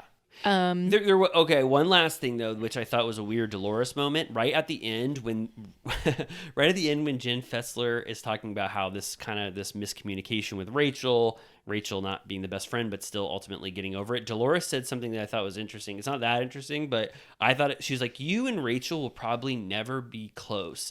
There's such a vast difference between you that I don't think you'll ever be on the same page in your lives. I was like, what? I've never heard someone ever say that about anyone, especially Rachel and Jen Fessler. They don't Yeah. seem too different I to me. feel like it means like age and like Really? potentially intellect. I don't think Rachel's that unintelligent. Yeah, I don't see them like hanging out without the group. But couldn't you say that about almost anybody on any cast? Like I've never heard someone specifically Jen. Jen like doesn't really make too much sense with any of them except maybe Margaret, maybe Jackie. Yeah, I don't. Yeah. Wait, no. Jen Fessler and who else is on the cast? Dolores. Yeah. I mean, no, you're right. Margaret is really, that's her sensibility. Yeah. Okay. All right. But I don't understand though why Dolores would, It was a weird like unspoken thing. But I don't get why she said that. They could be friends. Dolores doesn't know for sure that Jen and Rachel don't have what it takes to become friends. Anyway, I just Hold thought that out was hope. okay. Yeah. This is where I feel like we can whiz through. It's Teresa and Jen conversation where they just apologize. Teresa seems sort of like defensive, but ultimately says like, I'm sorry you feel that way. This is Jen's shot to make conflict about what she talked about at the beginning of the episode. And Teresa gives her, I would say, the best apology you can ever get. Yeah. It's like, there's no defense of my actions. I absolutely love you. I would choose you over Danielle any day of the week. Yeah. So it's fully gets resolved within 5 minutes because Teresa, I think that this didn't really mean a lot to Jen. She just wanted to have this sort of scene with Teresa where she pushed back a little bit. Right. But Teresa got out of it. Yes. Then we go to the pajama party, which Teresa will not be at because, I don't know, probably because of... I think, I think it would have been a little too intimate for Teresa to be in that house. Yeah. So the entire cast can hang out together without Teresa. Right. But if Teresa had a party, who could she get that would go no matter what? I guess we already saw that. But we know that Margaret doesn't go. Yeah. And Melissa and Joe don't go. Right. You know what I mean? Yeah. But the entire cast can rally around on the other side. So that kind of shows that there's a huge disparity between the alliances on either side. Yeah. It looked like Rachel spent a fuck ton on this party. It looked great. There was a bar. Yeah. There was a chef. Flower wall. There was champagne bongs. Custom pajamas and slippers. Yeah, and I wanted to ask you, they all show up wearing the monogram pajamas that she got for them. Yeah. So does that mean she sent them out? Maybe and said, she sent them with like an Easter bunny knocking on the door. That's what I was like thinking. Old times. Yeah, because they all showed up dressed in those pajamas. And this was a fun party overall. Well, actually, I think it's debatable if this was actually overall fun. Right. You know what I mean? It was a little labored. It was kind of, it was more trying to approximate fun than anyone actually having a spontaneous moment of fun. Right. Yeah, we get a quick Jen, Rachel, Jen and Rachel apology. Because right. Jen, is Jen? I still have name blindness for Rachel and Danielle. Fessler and Rachel let bygones be bygones. They said that Fessler said something which I thought was interesting. She said the toxicity of this group infected us, and we got a little bit of the runoff of the just overall toxicity of this cast, and that is what happened. Yeah. Because when Rachel heard Fessler even talking about John Fuda and Gia, she doesn't know where Jen Fessler's loyalties are, and she doesn't want the reaction that Teresa has when anyone gets mentioned with her daughter, like how Jackie got the brunt of that for a season. So I kind of understood that, and it was immediately resolved. And I liked that resolution. Yeah, it was just like whatevers. Yeah. And then I haven't seen this take on a woo-woo party favor. Yeah. This time it was lipstick reading. They're trying to get around the rules that we have set where it's no more psychics for a while, and they try to get away with a new one.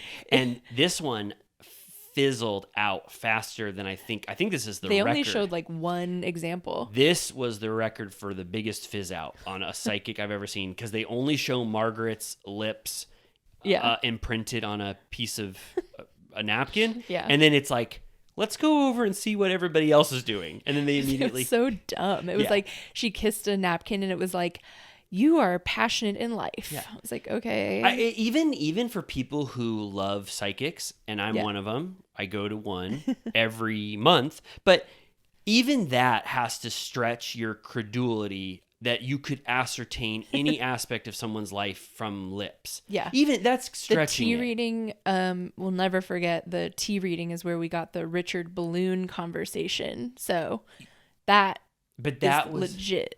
Right. That was a really good. Has there ever been a psychic on Bravo that maybe happened 5 or 6 years ago that now the truth has shown from what they said, and it was a really off the wall suggestion besides Brooks? Kim Zolciak, her like twins were predicted. Yeah. I saw that on her spinoff, right? Yeah. I did watch that one. Rose. She seemed actually pretty good. That's a classic. You're a real housewife if you have a sidekick on retainer who's Yeah. like part of your family, like Sonia's like toothless one that comes to her house all the time. Yeah.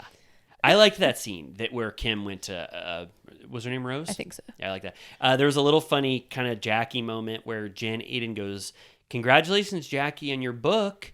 And then Jackie is like, "You just get better and better in my mind, Jen Aiden," basically thanking her for bringing up the book. Yeah, and she's like, "Is it selling?" And she was like, "Yeah." She's like, "I thought it was going to be a New York Times bestseller, but I guess that's harder than I thought." And I'm like, "Okay, Lala." That's what I thought too. It called to mind when Randall Emmett got that cake that said, "You wrote a New York Times book," and then they had to scrape off the frosting, and it just said, "You wrote a book." Congrats, book. I felt congrats, book. I mean, I can understand why you would be under the impression. It Why does would seem you? so. No, I think it does get thrown around a little willy-nilly. New York Times bestseller. Like a lot of dumb fucking books do make that, but it means that you have like a huge audience. Yeah, if you get yeah. it. I just think nothing. This one had a little tinge of the Lala one, but nothing is sadder to me than the Lala No, like one. why would Jackie Goldschneider think that she could write a? I mean, she could. She could, but I don't know. Did Heather Gay do New York Times bestseller? I'd have to check. But that's like pretty spicy. That's I like think it was. Did you see she's coming out with a new book? I did. It's called, I think, Good Girl. Oh really? I might be wrong, but She bears her midriff on the cover. I yeah, saw that. and she says this one is going to have all the receipts, screenshots, proof, timelines in it because she kind of was skirting around some major stuff in the first one. I read it, Okay, so I'm kind I of should excited. read it. That one might have done numbers because I feel like people also want to know shit about the Mormon Church. Yeah, You know what I it's mean? good. It's she gives nothing about the Housewives experience because the book ends with the casting of Salt Lake City, but she goes in on the Mormon stuff. I want to read it because I mentioned this on maybe the last episode or Patreon, but I've been listening to Stassi's first book, and I'm like, I'm pretty sure this is a New York Times bestseller, and if this is a New York Times bestseller, then it means nothing. Well, it's not. So a certain level of Bravo celebrity does get an instant New York Times bestseller just because they have a baked-in fan base.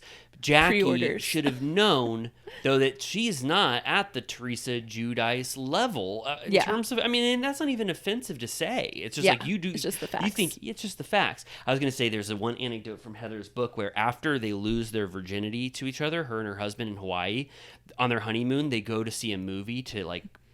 Get away from, after they just had sex, and they go see Scary Movie in theaters. And there's a scene where there's like a scene in Scary Movie. It's very like raunchy, but there's like Chastity belt? no, it's the scene with like I'll say it, the words. Skip if you don't like raunchy stuff. It's like a glory hole scene. And she said that her husband goes, "We're out of here," and they had to leave Scary Movie in the middle of it on their honeymoon after they had just had sex for the first Do time. they show a penis coming through the glory hole? Yeah, it's a skip 15 seconds. It's a very R-rated, bordering on X-rated scene in Scary Movie. I've been meaning to rewatch. I'm sure it's offensive in so many ways, but It's almost in every way. I just put on Naked Gun last night. Oh, fun. Have you watched that? I don't know. Leslie Nielsen was really not in my wheelhouse growing up. I just like that there's movies like that where it's just like goofball. jokes. Yeah. It's just jokes, and there's not a lot Is of movies. OJ in that one? Yeah. Yeah. Yeah. I'm only 30 minutes in. I watch it when You're Megan like, that's falls why I asleep. watch it. Yeah, well, I just wanted to see what OJ had done. I'm kind of seeing if, he died recently. Oh, yeah, I forgot. He me got too. overshadowed. He did by what? So many more legends have died this year. That's true. Okay, then we get Danielle brings that cake with all the little mini women on it, and then they're claiming that she admitted it. Margaret guess. says this is classic Margaret. This is why I like her. Danielle brings in this really cool looking cake, which I loved, where it's all of their little faces on it on this cake. This cake was really cool. And then Margaret makes a classic joke. 10 out of 10. She said, "Is that one Jennifer, the fallen one?" And then Danielle doesn't confirm or deny. She says no comment that is actually Jen Aiden. Yeah. But then in her confessional, she kind of leads us to believe that possibly she might have Yeah. messed with Jen Aiden's little face on there. She posted an Instagram too of a photo of the cake, and I feel like she was kind of doubling down on it. Oh, really? Yeah. But then everyone kind of, because it was such a tense environment and actually not fun, I fully take it back, that when Margaret made that comment, there was so much tension that everyone thought it was maybe real. And Margaret had to say, it's a joke. It's a joke. Obviously, I don't really think that fallen brown-haired little cartoon character is Jen Aiden. You know what I mean? Right. Yeah. And then they do a fruit by the foot challenge, and Jen Aiden's like a freakazoid at it. I gave Jen Aiden a lot of credit that she was the one to eat the fruit roll up the fastest. It was out of all of them. crazy. Yeah, it was awesome. She slurped it And up. Margaret thought she was going to win. I was like, give Jen Aiden this win. And Melissa was like in a close, it was like almost a tie. Yeah, but I was fine that Jen won that. I was like, that's fun. She gets to show off that in front of these people who don't necessarily love her. Yeah. And then they have a sex conversation about like how they know when their husbands want to have sex. And yeah. It was kind of like, yeah, it was interesting. They were like, how does you do it? And then this was when Jen said, like, I like to milk Bill's milk the prostate to get him excited. And I was just like, please don't talk about prostates right now. I know. Like, all I can think about is Joe's prostate. And they were just so cavalierly talking about prostates. I was like, you're making Margaret sad no matter, but she didn't like make it a big deal or anything. Yeah. I know. It was like a lot of prostate talk. And then, the retreat gets pitched. They kind of played it up like Melissa doesn't totally agree. Like everyone else is like, I'm in. And they kind of imply that maybe she hasn't agreed, maybe depending on if Teresa's going to go. I didn't know that they left it a mystery that Melissa wasn't coming. I feel like they like kept cutting to her, like not saying anything. I think Melissa has made it a point that although she won't let Teresa be her storyline this season, she will not let Teresa ice her out of any scenes or trips, and she will stand, because we already saw that banquet dinner that they did. I forget what the excuse for that was. Yeah. Danielle's Bougie Kids first launch. I don't know what that dinner was, but Melissa will go and be with Teresa. So I think that this trip will happen. Yeah. And then it turns out that this is the Berkshires trip that was supposed to have something to do with Dorinda. Oh, what They go to the Berkshires. Oh, what happened? Remember, like something happened. They were like the place, like they were gonna stay. Something happened where like they couldn't involve. Very faintly in the back of my mind, remember something with the Berkshires. So they were going to stay at Bluestone Manor? I thought it was that. That's why I was surprised they're still going, because I thought they were going to the Berkshires. It looks like they're still going to the Berkshires. So I don't know why the Dorinda part got nixed. We'll find out next week. So they can't go on an international trip this year because it's so bad between the cast members. I guess They didn't go on a trip. I mean, we're like, and they do tease an ambulance. Where? I mean, the that's not preview. funny, but wow, there's always an ambulance in every season. I just got a flash of Vicky under the white sheet in me too. Iceland. And then I got a flash of Crystal Minkoff on Beverly Hills. Oh, I didn't even know they were in Her Spain. veins were bulging. Yeah, I was like, there's always an ambulance. Yeah. Well, did we? I think even though this episode, might have been a little lackluster, we kind of touched on all of the through Still lines. made it to almost 2 hours. And we did our best at having a really long episode, which is always the goal. Longer quantity over quality. Yeah. And there, and then, someday, we always say this, but if there was an editor, they might cut out some of the slop that was in there. Yeah. You but know what I then mean? would we be us? That's true. Then they'd be like, whoa, wait, why was there no talk of Justin Timberlake and Janet Jackson at the Super Bowl in 2003? Yeah. You know what I mean? Yeah. Okay, good. All right, well, let's say goodnight to whenever you're listening to it. Oh, let's just say the back of the house stuff that we like to say. Yep. I'll say the first one. Okay. If you enjoyed this for some reason, this episode of Turtle Time, and you say, wait, I can't wait a whole week to get more OC and New Jersey takes, well, why not join us for the Villa Rosa VIP program on Patreon. For $5 a month, you can be a cherished Villa Rosa VIP and join the Turtle Time Patreon. And every single week, you get a brand new episode of Amy and I recapping Vanderpump Rules from the very beginning. Yes. If you start now, we've done over 60 episodes since season 1, and we are just starting season 5 of Vanderpump Rules right now. Just getting good. It is so good. So if you need more Turtle Time in your life, why not head over to the Patreon and pay us $5 a month as long as we continue on this journey. Yeah, and if you enjoyed, do a rate and review on Apple, Spotify, wherever you listen. Tell your friends. You can watch on YouTube, subscribe on YouTube. And is that all of our business? Could you imagine someone telling their friend to listen to this? Hey. I would. You would? That's so sweet. Okay, good. All right, yeah, tell a friend. If you enjoy the Turtle Time experience, don't keep it to yourself. All right, well, we love you all so much, little turtle cuties and Villa Rosa VIPs. We'll be back next week. Bye. Bye.